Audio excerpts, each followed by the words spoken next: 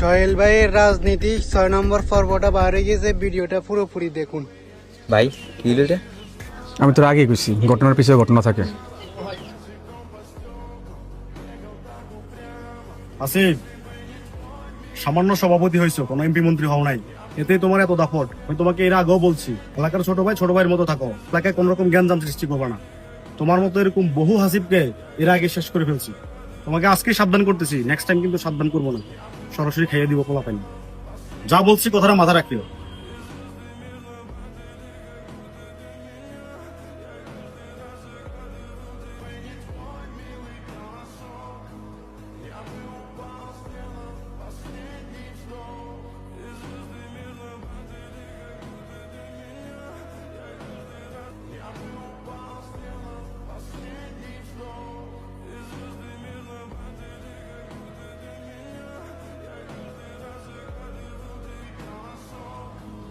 আরে মানুষ রে, একটু আগে ভাই আমার লগে কথা কই গেছে।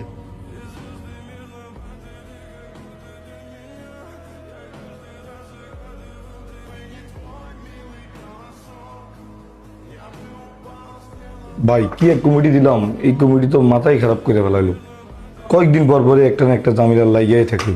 এই যে এত বড় একটা ঘটনা ঘটলো, এখন উপর থেকে আমাকে প্রেশার দিতেছে। এই জন্যই আমি তোমাকে বলছিলাম মাঠ পর্যায়ে তদন্ত করি কমিটিটা দেওয়ার জন্য। এখন চিন্তা করলে আপনার কিভাবে এখন সমাধান করা যায় সেটা দেখেন। হ্যাঁ, এখন এটা সমাধানই খুঁজতেছি। এক মিনিট ভাই। আসসালামু আলাইকুম ভাই, এটার জন্য আমি দুঃখিত ভাই। ভাই বিষয়টা আমি যেভাবে হোক সমাধান করতেছি ভাই, এটা আমার উপর ছেড়ে দিন। জি ভাই, আসসালামু আলাইকুম ভাই।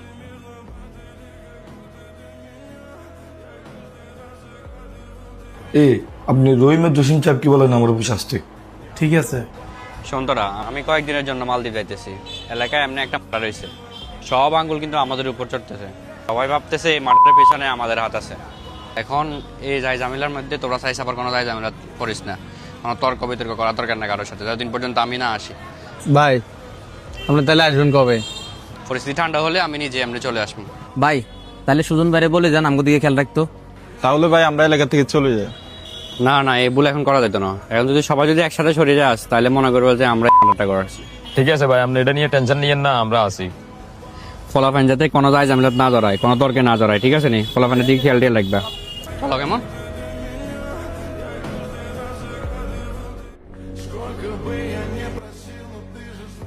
আচ্ছা, আপনাদের কাছে রাজনীতির মানে কি? এত বছর দেখছেন আমার রাজনীতি নিয়ে কোনো সমালোচনা হইতে? শুনেন, দয়া করে আমার রাজনৈতিক আদর্শ নষ্ট করবেন না। যেন কেউ বলতেন আবার রাজনীতি খারাপ জিনিস। কিছুদিন আগে যে সহেলের ছেলেদেরকে মারলো, এই ঘটনাটা তো এখনো সমাধান দিতে পারলেন না। এর মধ্যে আপনাদের এরিয়ার রাজনীতিটা পুরো নোংরা হয়ে গেছে। আগামী 48 ঘন্টার ভিতরে খবর নেবেন এই হত্যার সাথে কারা জড়িত। ভাই আর একটা কথা শুনতে চাই না আমি। ভাই আমি কিছু বুঝলাম না, এত বড় একটা ঘটনা কে ঘটাইলো? আমার মনে হয় সবকিছু নাটক করো তুমি। ভাই আপনি এটা কি টাকান? আমি তো এটা বুঝলাম না। আমার সবচেয়ে বড় ভুল হয়েছে তোমার কত ধরে কমিটি দেওয়া। কয় টাকা পাইছি আমি? এখন তো আমার পদ নিয়ে টানাটানি। সব প্রেশারটা তো আমার উপর আপনারা দিতেছেন। 80% টাকা তো আমি আপনারাই দিলাম, আমি আর কি নিলাম?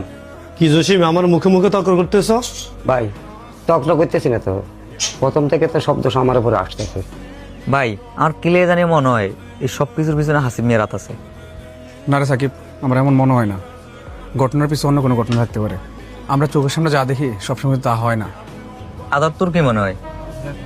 হ্যাঁ ঠিক আছে। কি কস তুই ভুলভাল কথাবার্তা, নাকি এটার পিছনে তোর হাত আছে? এই ভাই আমার সমস্যা কিটা, যে কোনো বেজাল হইলে আমরা আমার জড়ান কিনলে মানে বেজাল একটা সেটার মধ্যে আয় দেয়, সবসময় আইজ নেই ভালো লাগে না।